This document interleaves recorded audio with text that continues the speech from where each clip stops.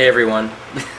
If you, I just want to start by saying if you hear a fan in the background, that's because my dog really minds the heat, so I'm trying to keep it as cool as possible in here. It's not muggy, but very least, I hope she's doing okay actually. Yeah, she's roaming around. Okay, let's get this over with. I saw it. Here are the tickets. Ooh, tickets. You went with someone. Yes, I went with my mother. How much that conversation went. Hey, is there an early screening going on tomorrow? Yeah, Ghostbusters at 7. Ooh, are you going to it?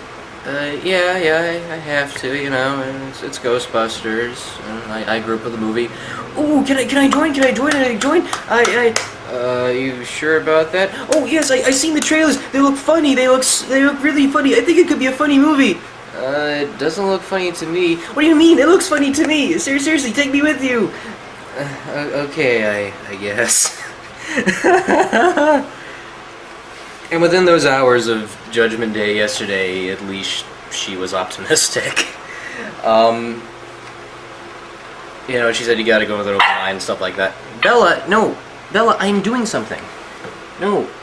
Not right now. Not right now. Here, have this. So yeah, where do I even begin with this movie? Well, I guess I should probably first start by saying that these were not easy to find. Yes, it's Ecto Cooler. Actually, the more I think about it, just so I can get a little comfortable here. Oh, this should work.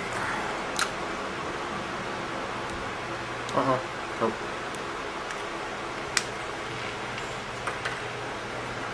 Hold on a moment, I gotta make this bit work. All the way around, just found a marker. Yeah, this was not easy to find, and the letter's not coming out, so I'm not even gonna bother that bit. Hey, no. I'm trying to eat the camera bag. Most well deserved.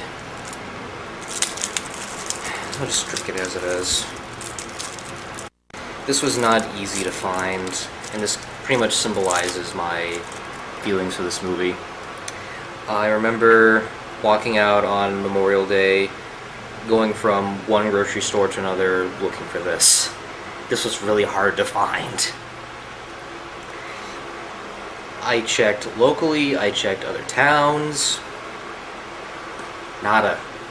Zip. Let me tell you, I cannot even describe the days when I went to my local shop and looking on the shelf, hoping that this was there, and it wasn't. All the other high C drinks were there, but this, no, it wasn't there. It wasn't there. I had to buy this on eBay for $14.98. This was supposed to be released everywhere, unless there was like a shortage of them. I'll buy that excuse. But the fact that it showed up in certain spots, and people actually sent this to eBay for like high prices, and they couldn't release it nationally? That's bullshit.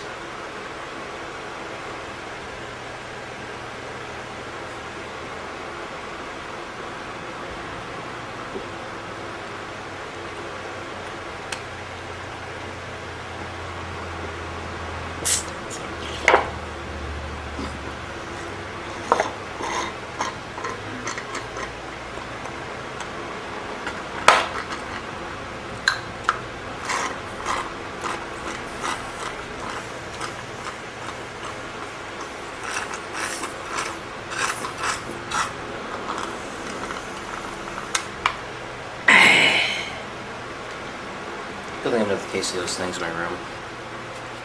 Oh, you want to come up? Okay. See if you can calm me down for the remainder of this video, because nobody likes Angry Morgan. So yeah, that summarizes my feelings. I know you're trying to help me out, but I got to review something. Okay? Okay. So yeah, I was very skeptical. I couldn't believe the reviews this movie was getting. Sorry. Here you go. Play with this. I couldn't believe the reviews this was getting. It was getting heavily panned down. It's like, well, there's a lot of... Hey, Bella? No. Stop it. No bitey. It was getting really, like, mixed reviews and such. And I couldn't believe exactly some of the negativeness it was getting. Because it was like... Well, no, that's actually not a good place to start. I was very skeptical about how this film was going to turn out. And so I remember waiting for my haircut and looking online and seeing an article by Harold Ramis' daughter. And it turned out a couple of hopeful vibes. She went on to talk about how the franchise affected her when she was a kid and with her dad, Harold. And there were 2 points I actually thought they were really interesting. One, she goes on to explain how when the animated series came around, she was really disappointed that Egon Spengler didn't look like her father. And then in response, Harold told her, it's okay, the cartoon is its own thing, Egon is just a character. And, yeah, it's sort of the way to describe it, the fact that, yeah, it's its own thing. And that there was some hope right there. It was like, yeah, it's trying to do something different. Because we have interpretations, we have different adaptations of Shakespeare plays, why not? The other part that interested me the most was near the end, how when Harold passed away, and her daughter Violet, the one who wrote the article by the way, goes on to mention how she was very skeptical about the new female lead movie, and then she saw the backlash, and she was like, wow, these people are really not giving it a chance. Excuse me. And near the end, she pleaded, don't use, because Harold Ramis is dead, it's gonna suck, is an excuse that the movie's gonna be bad. In fact, it does make sense. Why not to say that sort of thing as an excuse of the film? Because that would really be even more tarnishing itself. So just saying, he's going to be spinning in his grave, that is an absolute insult to someone who helped, such a unique and amazing franchise. Uh-oh. No. Don't distract me. I know you're trying to distract me, but I gotta talk about this movie. Dogs. Sorry about that. So going into this movie, and after seeing it, I'm still trying to pick apart the problems of what went wrong. I'm gonna skip to the skitty. I didn't like this movie. I really wanted to. Part of me was cheering on and saying, it will be good. It'll be good, don't worry, remember Rise of the Planet of the Apes? You were very skeptical, and then you finally saw it on your birthday and you liked it, and that led to Dawn of the Planet of the Apes. And it's like, yeah, I know, but this... No. I will say this much, though. I'm not one of those that say, oh, this ruined my childhood, blah, blah, blah. I had more things in my childhood that made it amazing, thank you very much. I had a nice backyard, I had Charlotte's Web, Shirley Duvall's Fairy Tale Theater, The Muppets, Back to the Future. I lived next door to, like, a graveyard, and that was fun to walk around and look at. Not in a dark sense, more like, oh, what's this? Ooh, stones. Cool. No, I was innocent. I was a kid. I was vulnerable. Go figure. So I'm not one of those that, say, oh, this ruined my whole thing. Because, one, that's really sad. And two, your original favorite thing still exists. I mean, seriously, last night when I was typing up my article, review of this movie on my blog, I looked over to my shelf, and there it was, just sitting there. Ghostbusters 1 and 2 on DVD. It's there. It exists. I can pop it in any time and watch it. I'm okay. I'm fine. I'm not disheveled like I was with the Turtles. I think I was more upset because this was because the Turtles was a new incarnation. that it could be fun and interesting, and the fact that they made like a big horror movie out of it really annoyed me. I'm over that now. Or at least I'm trying to get over that. Ghostbusters, yeah, it's hard because it's a classic. You can't outdo the classic. You can't really outdo it or overdo it. There's nothing you can do about it. But there's so many incarnations of it. Like, legit, way, thousands of them. The first movie wasn't even meant to be this big thing. It was lightning in a bottle. It happened. It was a huge hit. And my dog is, no, here, chew on this. Don't chew on the leg of the table. A lot of people would be more interested in that in my review. Wonderful. This is why I really want to have a co-host. I can't talk about these things alone. Oh, why'd you just put the dog in the kitchen? You don't want to hear her whining over the tape, trust me. So there's many incarnations of Ghostbusters. There's the cartoon, there's the comic book, there's the toys. So there's this whole cornucopia of material. I'll be okay. I can just look at that stuff anytime I want to. This movie, whatever happens to it, whether it's flop or success or, one-time hit. No, Bella. Success or one-time hit, I really don't care. Because at the end of the day, I just saw an interpretation that just didn't really suit me. And that's really just the bottom line of it all. But going into what didn't work, there were a couple of factors that I did question as to why it didn't. And the first being the obvious. Sony sees it as franchise material. My theory on this whole thing is that because The Amazing Spider-Man didn't go so well, and the fact it's with Marvel Studios, to them it's a sign where it's like, okay, let's see if we got anything to, exploit and franchise out of. You got Ghostbusters. Okay, let's do that. And you can tell just how much they were trying to really sell this movie.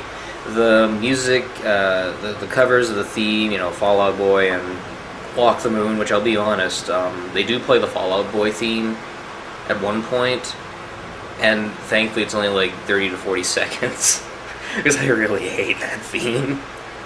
It's pretty much the original theme, but on like speed, and has a rap number for no reason, and the chorus is just, I'm not afraid, not afraid.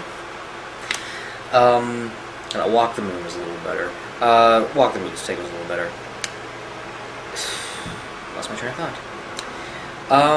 Oh yeah, Sony was just like really advertising this whole thing. They were just, really getting into this whole thing, but it's what a corporation does, because it's a brand name. They want to get this, back into the people's minds and, fresh out of it and stuff. So we have Ghostbuster-style Twinkies, like Key Lime Slime, or Marshmallow Fudge. Which, by the by, Marshmallow Fudge is actually pretty good. And of course, not to mention Ecto Cooler, which was a bitch to find. I had to rely on the internet. I wouldn't be surprised if, like, at the very last minute, there's, like, cases of it somewhere in a store. So yeah, but that's something that, companies do. So I didn't really strike that off as a problem of the film. The casting, I first was skeptical. I was very skeptical at first. But then it kind of dawned on me, these are funny people. These actresses can do funny stuff. A lot of people didn't like the heat. I liked the heat. I thought that was hilarious. The stuff between Sandra Bullock and Melissa McCarthy I thought was just perfect. The fact that Sandra Bullock's trying to be this little goody two-shoes, and Melissa, running in, blah, blah, blah, blah, F, F, F, F, and it's like, okay, that's funny, because they're both playing off each other. The raunchiness and the fact that she's so nice and quiet, that worked for me, and that's what made the whole film so enjoyable. Is it perfect? No, but I just remember that being like the main focus of the whole film, and that's what made it so good to me.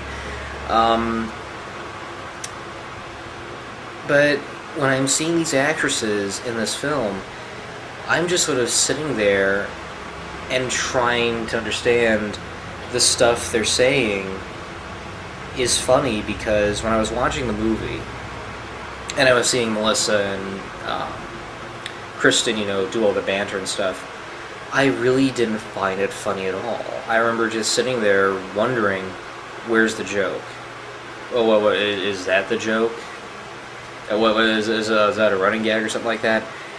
And I started to feel like really, really bad, because these are really good people. They can do funny things. And sure enough, what really boiled down to, in the long run, was that I wasn't looking at the movie, I was looking at people reading off of the script. And that is what really did it for me. It wasn't the cast and crew, because they were trying to make something good out of it. It wasn't the marketing and all that sort of stuff that kiltered it. This was not a really well-written movie. And that's what really killed it for me. The first film was sharp. It was on pace. It had these little beats to it, and it knew exactly where to take its viewers. This movie really plodded along a lot. So I'm not going to fault the film for having a concept. The concept can work for all I care. I'm just pissed off that I didn't get my dream Ghostbuster of Jane Lynch in the mix, because she would have been perfect. She would have been, great in the Bill Murray role, slapping people around and stuff. What really bugs me is that at the end of the day, you have an idea that could work, but the way it's written just didn't really take off for me. And I wanted to go into reasons, why, which I will, and it's hard because I don't want to spoil it for those who haven't seen it, or those who want to see it, which I'm not surprised if there are people that really want to see it. I mean, it's a new Ghostbusters movie. But man, there was a lot of stuff that bugged me in the story and the comedy. Okay, let me start with the comedy, because that was the biggest knock I give it down for. There were points where they tried to make this material, hilarious in a sense, and you could tell there's points because in Paul's films, what he does is he has a very loose feel to things. He lets his actors and actresses improv and stuff. And there are points where it can go on for way too long, even if it's just a 30-second thing. There's a scene where they're trying to do this whole interpretation of, cat out of the bag, and it went on for so long. It's I don't need this. I want to move along. Make that a really short thing and just go. But no, they're saying we should keep the cat out of the bag. Should we take it out of the bag and put it back in the bag? It's and then we have the Chris Hemsworth character, who was pretty much a running gag of the whole film. A good bulk of which I'll get to in shortly. He's supposed to be the Janine with Rick Moranis combined, which, alright, could be interesting. He annoyed me throughout the whole movie. And Chris Hemsworth, he's not a bad actor. He was good in Thor. But what the script wanted him to do was just be stupid. And that's what he gives. It's okay, I'm supposed to be the secretary, with a dumb IQ, even though I look good. Okay, he does the role well, but it doesn't get funnier. It just got more annoying and really irritated me. And that goes to another thing, which I'll explain in a bit. But the whole running gag is just him being really stupid, and there's nothing else to it. He's just sort of derping around and acting as if he has sort of a half-wit brain. There's a bit where he's showing logos and stuff, and a little bit of this is in the trailer, so I can talk about it. He shows the ghost with boobs, and he's oh, you don't like it, I can make it bigger. And then he shows another one, which looks like really bad clip art. It shows a house, and it shows a hot dog flying over it. And then one of them asks, well, what's up with the hot dog? And they say, oh, that's a ghost. To show it's a ghost, he's holding a hot dog in his hand. What is the joke? What? That's supposed to be funny? Then they have this thing where he's really bad at answering the phone, and he's walking around in the back at one point, where they're discussing whether to hire him on or not, and he is looking at a fish tank and he sees the phone in there and he tries to get at it. What? Is he really supposed to be that stupid? To compare, there's in Twice Upon a Time, one of my favorite films, There's a character sort of like that called Rod Rescue Man. Like, yeah, Rod Rescue Man was stupid, but the joke of the character that made him fun was that he was trying. Like, he's a superhero, but he doesn't know how to act like a superhero, and that made it work. If they went in that direction where it was sort of like Ula from the producers, only not a really good secretary, I would have been fine with that. But he plays it so stupid that I found myself irritatedly saying, this is a simple job for you to do, how can you just mess it up? And that's another thing that really bugged me. Maybe it was just me? No, maybe it wasn't just me, because a lot of people are saying this. There's a couple of people I've been hearing about are saying this is a problem. I don't remember a certain male character in this film that was not a douchebag, an asshole, a jerk, a coward, or an idiot. That is how dense this film is. It has this one-sided conversation about males and their effectiveness in society, which was really weird to me. I felt like, because they didn't have that in the first film, they didn't have the Ghostbusters getting singled out or anything like that. Here, it's like, every time they try to achieve their dream, they always get bogged down by reality, constantly. And it's either because of the people they're surrounded with, the skeptics that are hampering in, well, the skeptics were in the first film, even though there weren't too much of them. But it just felt really weird. Like, it doesn't make sense to have this whole male demographicy hate on you in this universe. I felt really annoyed. I felt like there should have been, someone to help them out. And even then, it's really strange because that's a running thing in most of Paul's films. In Bridesmaids, he had that Irish cop. I hope he's Irish. Yeah, he's Irish.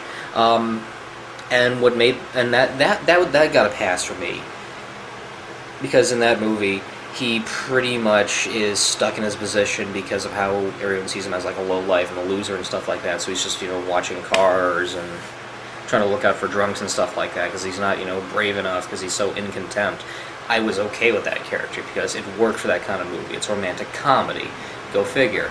But then we get movies like The Heat, where they have like a running area with these two FBI agents trying to intervene with Melissa and Bullock's mission or investigation, which was really weird because they didn't really do anything. And then came Spy, which, oh my goodness, it had oh no, Jason Strangham, what did you do to him? You have him in this Inspector Clouseau kind of role, and I felt like they were building up this whole thing where like he teams up with Melissa even though he's like really ticked off that he doesn't have control of the mission. But they just keep running this gag where he's so stupid and blunderheaded and it got old. And I feel like that's a thing that's going with most of Paul's films. It's getting a little old and becoming too much of a trope itself. Like, I'm expecting this sort of thing to happen. I get it. Not everybody is perfect. We're not perfect. I do believe that, yeah, it's time to give at least some newcomers a new chance. I believe in that. But it just felt so hampered and heavy-handed that it got really grating on me. And there's one thing that really bugged me about this film. I'm trying to avoid giving too much away here. I'll try to avoid giving too much away because I'm going spoiler-free as possible. There's a bit in the movie where they capture their first ghost. And if you remember in the first movie, they capture the first ghost and it feels very celebratory. They go around, have their own, mom and pop venue business, and they do really well. And if you remember, people didn't mind that. They just let them do their own thing because it's New York, for crying out loud. This movie does a little different, and it doesn't work. Once they capture their first ghost, they get pulled into the mayor, and the mayor is all like, yeah, it's nice what you're doing, girls, but you know what, leave this to us. Like, we don't want to send a panic or anything. What? A panic? Like really? There's a scene where they're in the concert, they capture the first ghost, and everyone's like, excited and cheering on, and they're, really happy about these people. You call that a panic? Really? Oh no, it's like this whole ploy that someone else is doing, which I can't spoil, by the way, that's, causing all these problems and stuff, and if you intervene, but it's, you want to root for these underdogs, you really do.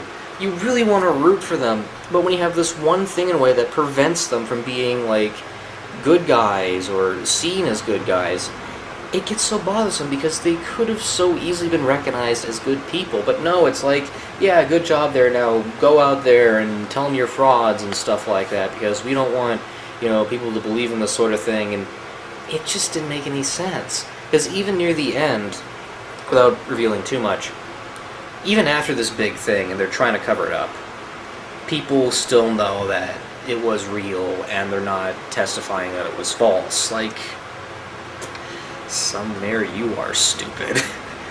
There's even a bit where they jab at him and say, you know, don't be like the mayor from Jaws. Don't compare me to the man from Jaws. Like, smart. So in a nutshell, it does rehash the first movie quite a bit, and the stuff it changes around, it really doesn't make any sense. It really bugged me to see that something so simple was made a little too complex by just these things that were tossed in. I'm not against an all-female Ghostbusters crew unless it's done right, and here it was not well written, it was not done right. I can testify that a friend of mine went to Boston, you know, to visit the set and everything like that. I've been good friends with him since college. And he walked into this room, this writer's room, and saw stacks of paper piled to the ceiling. And those stacks of paper were the rewrites. After hearing that story, I think I believe him now. Bella, where you going? Where you going, Bella? Oh, she's laying on the table. Okay, good. Sorry, I get worried once in a while. It's not like that other guy that just sits there and does like an hour and a half and I hope you understand me. I get a little loopy in the morning. Where was I? Oh yeah. The villain of the movie is not interesting. Like, they really try, but it doesn't work. It goes into this whole other category of the male stereotypes, which is the ultimate delirious fanboy, which really felt like it could have turned into something, but it just felt tagged on. Like, you have this character going around and trying to, it was in the first film, so I can kind of give a little bit, not too much, oh, it was in the trailer, it was like, give it a little bit of this. He's trying to open up like this portal and unleash all these ghosts and attack New York City. And I sort of just felt like he didn't really have much to do in the film. Just walk around and sort of try to be a conflict, when there really wasn't much to the character aside from trying to be like this creepy person that is like really obsessed in the supernatural and stuff. But there really wasn't much else to it. I didn't feel like there was a threat going on. I didn't feel like there was anything much that was creating this plot, because it was such a loose film to begin with. Sorry. Hey, you. Oh, you want this one. You want your toy. Okay. Wait, go get it. Go get it. Go get it. Go get it. Sorry.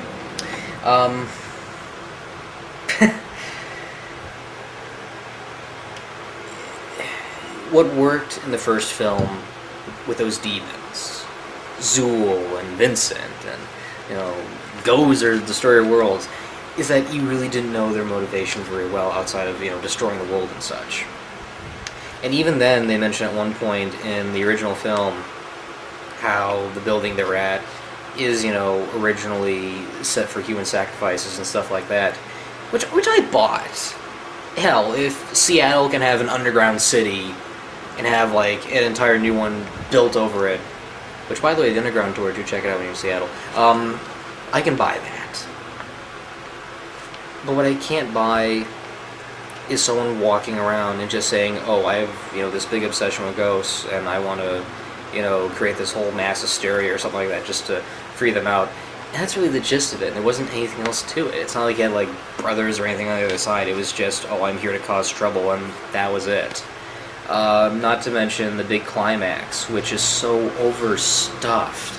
Like, yeah, the gadgets look nice. There's, like, some different variations of things which are, you know, interesting, like punching gloves and stuff, and, like, even a shredder at one point, which is pretty funny.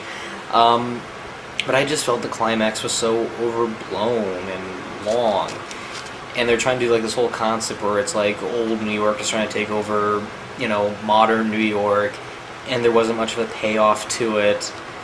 They have like this whole thing with these old-fashioned Thanksgiving Day parade balloons as ghosts, and that doesn't pay off really well. It's in there for like a really short gag, and that's it. And even then, when I'm watching that ending and I'm seeing them, you know, evaporate the ghosts and stuff, there was something that came to mind that I really didn't want to question. And I'm sorry if I'm looking down. I'm trying to watch my dog and do this at the same time. And if it's distracting, I apologize. There's something that really bugged me about that ending. When you see them, you know, fighting the ghosts and everything. They evaporate into thin air. And we don't know if they died and went to super hell, or they pretty much just evaporated for a few and got knocked out. Which really bugged me, because in the first film or so, when they captured a ghost, they knew where to put them. So you had like this good idea of like, okay, they got these ghosts captured and stuff, they have this containment unit stuff. In this version, there is no storage containment unit until like the very, very tail end of the movie, so logically, the ghosts have no place to go. Aside from being entrapped in this really small canister. And here, in this finale, I'm seeing these ghosts getting punched, evaporate, and it's like, are they dying again? Like, what the heck is going on? Am I looking too much into this? Maybe, but it just felt really weird. Because even in the Frighteners, they had an excuse for when the ghosts are dead, they automatically go to heaven. Like, if they're wandering around the world and the Grim Reaper, you know, slices them, whatever, they automatically go up to the big gracious thing in the sky. Here, it just felt a little confusing. Because you can't kill a ghost. You can capture them, I guess, but killing them, no. The cameos were bothersome. I guess it's nice to see the original cast try something, but there were only two that kind of worked for me. There's Ernie Hudson's bit, and I'm not trying to give these away, I'm trying to do as I can. Ernie Hudson had a good bit near the end, which wasn't too bad. Annie Potts was okay. It was nice to see. It wasn't great, but it was a little nice to see her reprise a role just for a small bit. Everyone else was just, they just felt sort of very tagged on. Like, oh yeah, it's Ghostbusters, so, you know, might as well do our thing.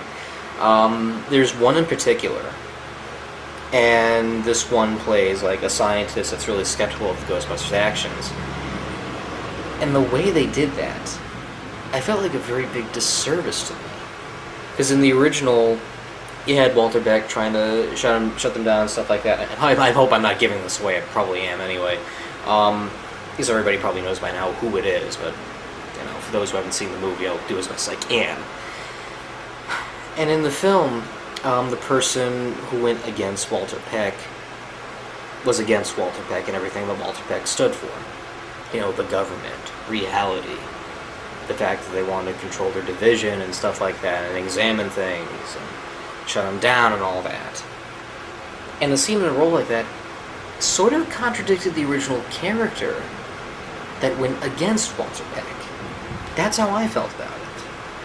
I didn't think this character added anything. If it was the villain of the movie, I would have been fine with it. Because it does feel like they're going in that direction, and then they get rid of the character so easily in this film that it's sort of like, okay, what else do we got? Now that chance is literally out the window. I hope I'm not giving anything away. If I am, I'm really sorry. For those who've seen it, you know what I'm talking about, and I'm not going to go into deeper detail. It just felt so annoying, because it's like, okay, you got this person to play this role, and that's all you just do with him? Just 2 scenes and he's gone? What? Slimer's there, but he's only like in a small bit of the film. Movie, I think, is a better term now. I keep getting those 2 terms confused. He's in a small bit of the movie, and I just felt like they put him in there because it's Ghostbusters. It's not Ghostbusters without Slimer. The idea that they have with him is kind of neat near the end, but it's like you could make that its own different thing. Everything else I really couldn't care less for. It tries to be spooky, it tries to be like this whole different thing, but the original film was more of an I don't want to say accidental comedy, because it was sort of a unique kind of comedy. It was trying to scare you, but give you laughs at the same time. This one is trying to be like a straight-up Scooby-Doo adventure. The ghosts look frightening. Some of the ghosts don't look frightening. Because I remember seeing the trailers and stuff, and even beforehand, I got like Scooby-Doo Haunted Mansion vibes just from seeing these designs. And seeing how they act in the film, that's really what it is. They're very Scooby-Doo Haunted Mansion-y. The ghosts are these like Victorian stylized kind of things, and when we see actual monsters, they look a little too cartoonish. Especially this, dragon they chase around and stuff. So there really wasn't much of an interest or menace to these designs, and I feel really bad because we've come a long way with the technology and the CGI-ness. But what worked about the original Ghosts is that they were very abstract, they were very surreal, they looked like something from another world, and here, it's just a normal person made up to look like the Crypt Keeper. I can put on Tales from the Crypt. I can look at the Crypt Keeper and say, that is a better ghoul than the ones I've seen in this film. Because you can see like all the decay and stuff, and here it's like, oh, we gotta go for the PG-13, okay, just make it like a skeleton and stuff. I really don't want to dive too much into this movie because I don't want to ruin it for those who want to see it, because I know people actually still want to see it. That is depending on how things go this weekend. I sat there, I hoped for a laugh. My mother enjoyed it more than I did. Good for her. She thought it was funny. At least she had a good time. After what she's been through these past few weeks, she's deserved a good time in the theaters. Me, on the other hand, I was really underwhelmed and disappointed. You made another Ghostbusters, you go all out your way to say it's going to be the next big thing, and I just felt nothing really clicked. None of the jokes were funny. The only cast member I thought that was bringing something new to the table was Kate McKinnon. She played this character where she was like this very mad scientist kind of thing, and she did a couple good bits. She did. She really did. There was this one scene where they were trying out this new equipment in the subway, and this is Kristen Wiig's character. By the way, do you have iron deficiency or something like that? And Kristen Wiig goes, I don't know. And she's like, oh, good. that was a little funny. The whole iron thing. That was. I don't know, the way it was delivered was funny. For some weird reason, that's always a funny thing to me, just asking people, are you organ donated before they go off and do this big thing? It's like a vampire asking someone, do you have any, dental fillings or anything? No? Okay. No, I felt like that was the only character that brought something to the table and was trying. I think everyone else was trying to make an unfunny script, try and be funny. And the least I say about the climax of the villain, the better I'll live. Because that made me do, a lot of double takes. If you know what the villain is, you've probably seen the toys and everything. I'm not going to go too much into detail, because I don't want to talk about this movie anymore. And what's this? I got a message. Oh, it's someone telling me good morning. I'll answer it later. So I'm just going to wrap this up. This whole summer's been disappointing. I have been hoping for one movie, to be really stand out. And so far, only 2 or 3 have been. Captain America Civil War, Finding Dory, and Secret Life of Pets, which I saw last week. I didn't do a vlog about it because, Ghostbusters was coming out. And I didn't want to have 2 vlogs in 1 week. That would be overdoing it. But no, even though Secret Life of Pets wasn't perfect, it had good comedy. It wasn't bad or anything. It was just Illumination doing its own thing, and usually Illumination is good with their comedy and slapstick. Ghostbusters, at least this one, no. Just, no. It was not funny. There were a couple of story beats that didn't make sense or work really well. And the fact that Sony wants to make this the big franchise placeholder really bugs me. Franchises don't happen on an instant, they happen by accident. There are exceptions based on an audience interest or curiosity. Men in Black, for example. A franchise wasn't thought of.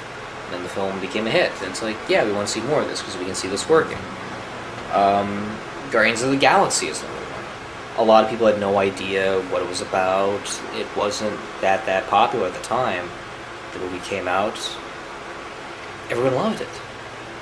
At least those who saw it and liked it. You get my idea. Franchises are not something that happens just by your own mirth.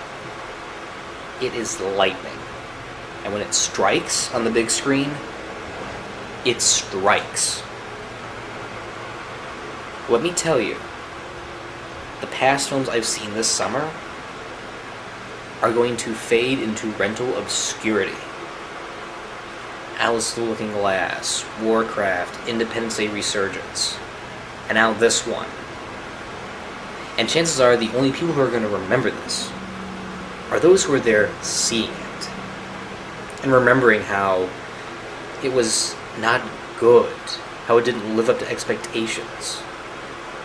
Maybe it'll get better when it's a rental or repeated viewings. Maybe it'll have its own cult fan base. That's for the public to decide, not me.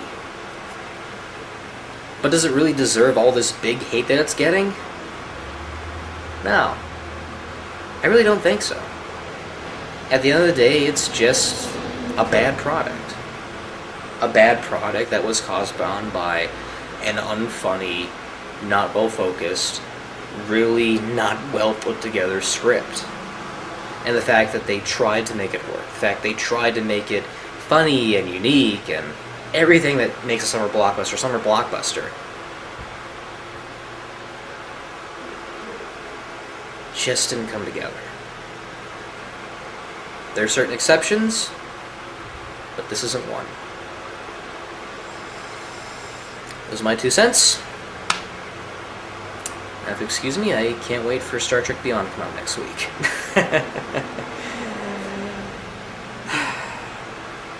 Yeah, that's all I got. If you're curious about this movie, I won't stop you. It'll probably be a hit anyway at the box office. This was pretty much The Amazing Spider-Man all over again. It was just Sony trying to make a franchise, and it felt like they were really trying too hard. And even you can tell in the movie they try to appease old fans with like little Easter eggs and stuff like that. But I feel like as if they were trying to like give the original too much credit. Like when you're doing a reboot or a remake, you're literally starting fresh. Little nods and homages are fine. Like in The Thing by John Carpenter, where they mention the whole Norwegian campsite, finding the thing, or the alien. It sort of feels like some sort of a nod or a sequel in a sense. And here, there were way too many knocks and bits that were referencing the first film that really made it feel like as if the original exists a whole lot more than this one does. Maybe it'll be a hit, maybe it won't. I saw it, I didn't like it. That's all I got to say. So until then,